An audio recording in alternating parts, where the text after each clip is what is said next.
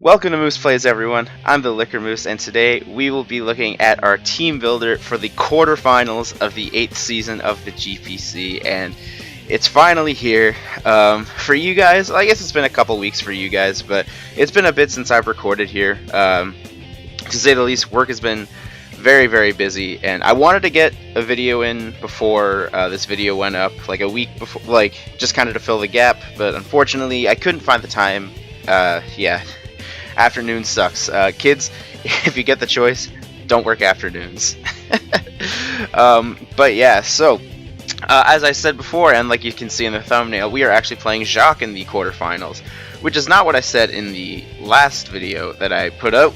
I thought I would be playing Gareth or Noah, which was Carson's replacement. Ultimately, it was Gareth who made playoffs, but in either case, what I didn't know was going to happen was there was actually a crossover in the first round of playoffs, and I didn't expect that, but I mean, that's whatever. We'll take whatever opponent we can get. I mean, I'm just really happy to be in playoffs at all. But yeah, so we ended up facing Joqq, who we faced in the season, and like Ben, because Ben is in a similar situation, not only did he cross over, but the 3 teams that made playoffs in the other division were the same 3 teams that we played in our interdivisional weeks. So unfortunately, all of our potential playoff matches will be rematches, which wouldn't really be what I'd like. Preferably I would like just a new match, like not a rematch, because then there's no mind games about stuff. But yeah, so basically, yeah, we just had to prep for Joqq. Unfortunately, since I was the second place teams were the ones that crossed over. So I am in the bracket with Joqq, and then the winner of our game will go on to face Josh, which both of those two I lost to in the regular season. Which, as far as the mind games go, I'm kind of on the good half of it. I think most people are of the mind of if you're going into a rematch and you lost the first time, then you have a bit of an advantage. I don't know. I tend to agree. The problem with Joqq's game was that I don't want to say the game came down to a crit, but the crit definitely sped up the game. I honestly feel like I was in kind of like the downhill fight, or I guess I was the uphill fight. I felt like I was on the losing end, but like still had a chance, and then like the crit kind of just ended my chance. Yeah. Anyways, yeah, that's enough talk about that, because right now we need to take a look at Joqq's team. Nothing changed since our last match, since when we played. It was after the final trade deadline, so both of our teams are going to be the exact same. So if you don't remember what Joqq's team was from our last match, I will go over it right now. His team consists of Zygarde 50%, Infernape, Raikou, Bronzong, Starmie, Mega Aerodactyl, Miltank, Drapion, Aromatisse, Quagsire, and Scyther, with Zygarde 50% and Drapion being his Z-move users. So, once again, his team is very threatening to mine. Zygarde 50 is real bulky. Infernape and Raikou were like the 2, I think, big problems last time. Last time he brought Scarf Infernape, which was, I mean, it was the obvious bring against me, just because I have a Weavile that, in my opinion, kind of goes into Joqq's team, so Scarf Infernape was kind of necessary. As well, as I've stated multiple times, my team does not switch into electric types all that well, because my ground type is 4 times weak to ice, so Hidden Power Ice is just, it's no drawback. And then as well, I do expect him to bring either one of 3 Pokemon or more, I guess. I do expect him to bring either Starmie for Rapid Spin or Mega Aerodactyl for Defog, because I hazard stacked him last time. Or if he's not concerned with just rocks and only concerned with toxic spikes, then he'll bring the Drapion. But yeah, those are like the main things. I honestly don't see a ridiculous amount changing from our last match in terms of what Pokemon he brings. Obviously, the sets he brings are more than likely going to be a lot different, or at least slightly different to make it like not the exact same matchup. But yeah, like his team is filled with a lot of threats. The Bronzong Aromatisse core is really annoying. He's brought that to a lot of his games, and a lot of teams, including myself, had a lot of trouble taking that core down. And actually, for me, it wasn't even the Bronzong; it was just the Aromatisse. And I know my issue with that.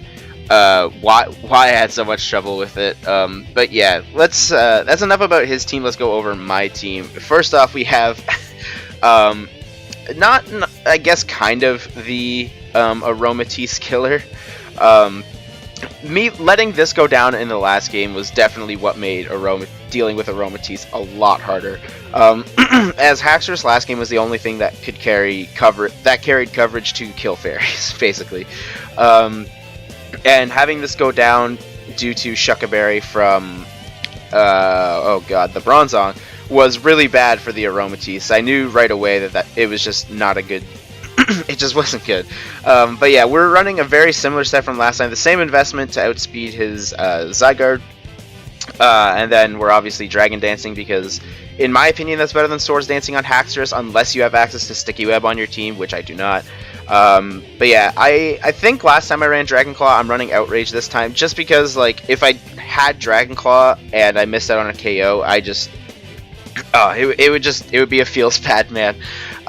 Mostly for the Mega Aerodactyl, the Miltank, the Drapion, like the stuff that like isn't in like Miltank is bulky, but like as far as the Mega Arrow and the Drapion goes, they're not inherently bulky, but due to speed tiers, they can invest quite a bit in bulk.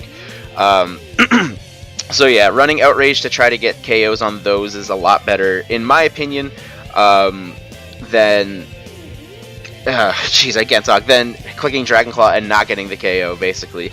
Earthquake, obviously, as like the best coverage, and then we're running Z Iron Tail to just nuke the Aromatisse.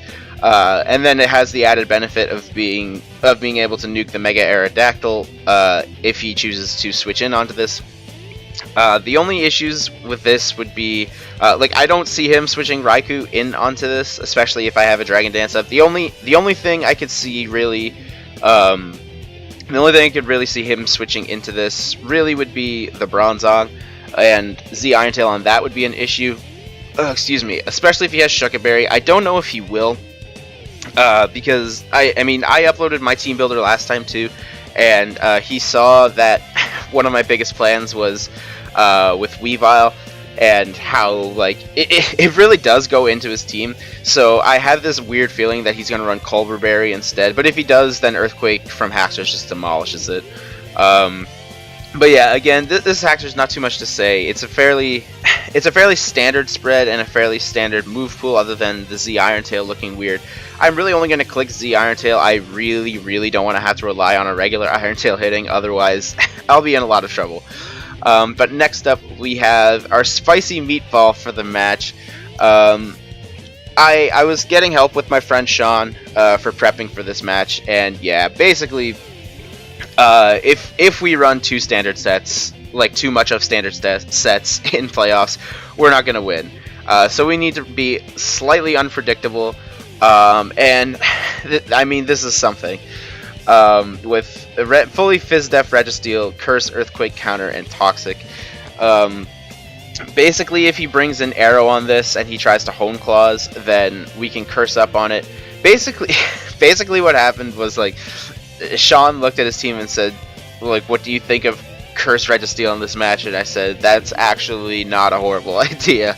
I actually really do like it. It eats from offensive Zygarde.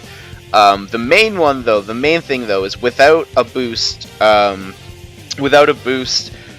Scarf Infernape deals I think a max of 59 with either Flare Blitz or Close Combat, and then counter. If I click counter on that, then that's just able to KO it outright.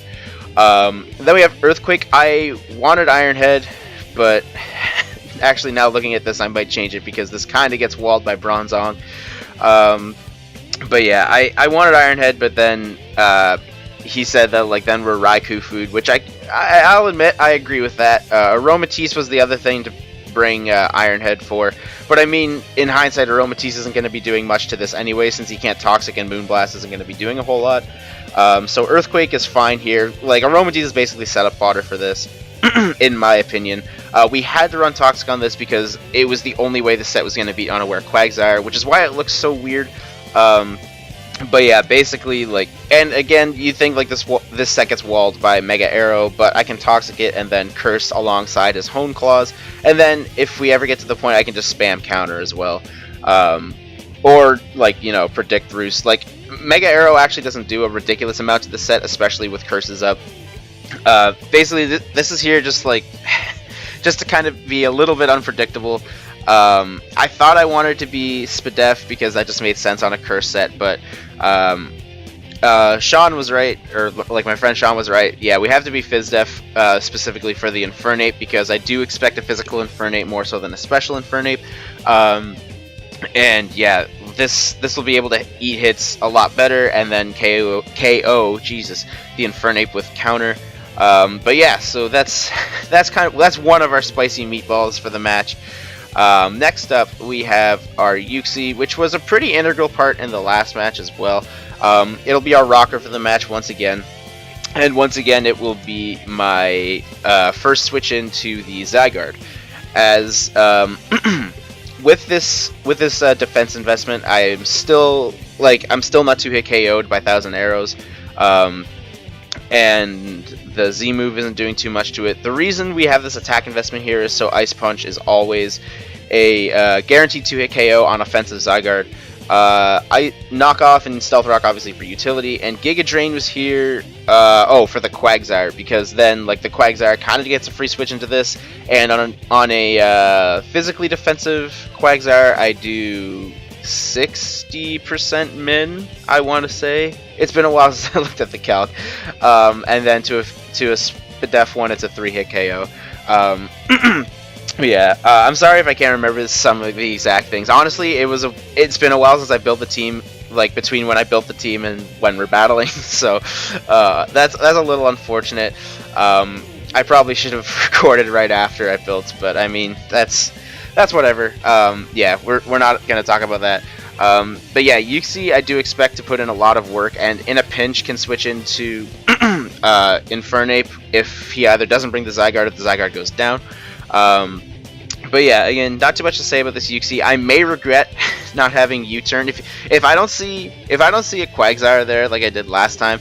I'm really gonna regret not having U-turn and instead having Giga Drain. We can afford minus speed nature because he actually has a gigantic speed gap on his team. He goes from 95 at Zygarde and Drapion all the way down to 95 from Zygarde and Drapion all the way down to Quagsire at 35. He has a gigantic speed gap. But yeah, so that's Yuxi. Again, I'm really hoping to see Quagsire just for the Giga Drain. Otherwise, I'm going to be kicking myself in the ass for not bringing U-turn, and I'm going to be really upset with myself. But yeah, next up we have, honestly, it's pretty much the same Weavile as last time. Again, it just goes in on his team. This was the first addition I made to this team, but I decided to move Weavile to the middle so that way it didn't really look like it was. But this was 100% the first thing I put on this team. Once again, like, it's the same spread. The only difference is instead of low kick, we run poison jab, because that Aromatisse last time was a goddamn pain in the ass. But yeah, I don't really know if I expect Miltank. I think I have some ways to deal with it. But yeah, I just honestly feel like this set goes ham. If I can set up a Swords Dance, which is kind of hard to do, but it's the opportunity for it is just way too good, and I had to take my opportunity for it, because Swords Dance on this Weavile actually just goes in onto Joqq's team. I know I keep saying that, but it's absolutely true, and I really hope this put in a little bit of work against him last time, but I really hope this goes in, like, I really hope this puts in a lot of work this time against Joqq. Next up, we have Megaane Electric, and we're running like similar ideas, but executed slightly different.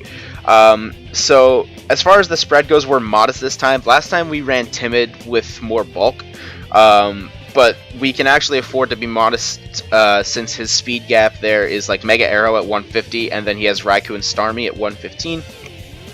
So we basically just have enough speed to outspeed. Like, we're using the same tactic as last time, where we can outspeed max speed Arrow, obviously, but we're outspeeding an Arrow that is speed creeping my Megaane Electric to speed creep his 115. So we're aggressively creeping his Megaane Electric, his Mega Aerodactyl, basically because we can. Like, the extra 2 points in bulk isn't really gonna make a difference. If it does, then I guess Joqq got me. But yeah, so as far as being modest goes, this allows HP Ice to have a chance to OHKO Zygarde. I believe it's a 25% chance, and then it gets increased to a 50% chance after rocks if I bring them. But yeah, Thunderbolt, Volt Switch, those were obvious. We're running HP Ice this time. Last time I ran HP Grass and Toxic to hit the Quagsire. This time we are running HP Ice to try to catch him off guard with the Zygarde. And then we can Toxic the Quagsire because, I mean, if he brings the Quagsire, that's a pretty free switch into my Uxie, to be completely honest. Or even my my Registeel. Or, like, basically, Quagsire kind of, like, sucks momentum in my opinion, but anyway, that's beside the point. Toxic is here because we needed something to hit the Quagsire since we're running HP Ice for Zygarde. All we need is a little bit of chip damage and hopefully have him be Banded instead of Dragon Dance, and then Hidden Power Ice should be able to KO. But again, like, pretty simple stuff for a Mega Man Electric. Again, I haven't really deviated too much from standard Mega Man Electric sets because, like, they're just good enough on their own. Lastly, we have a Mon that was on the bench last time, which was Landorus, which was, I want to say it was pretty obvious bench last time, just because he does have the Bronzong, and Mega Arrow is also immune to Earth Power and resist Sludge Wave. Granted, I could have Rock Slide, but yeah, Joqq has like the best, Joqq has the best Bronzong counter in the game in Jesus. Joqq has the best Landorus counter in Bronzong.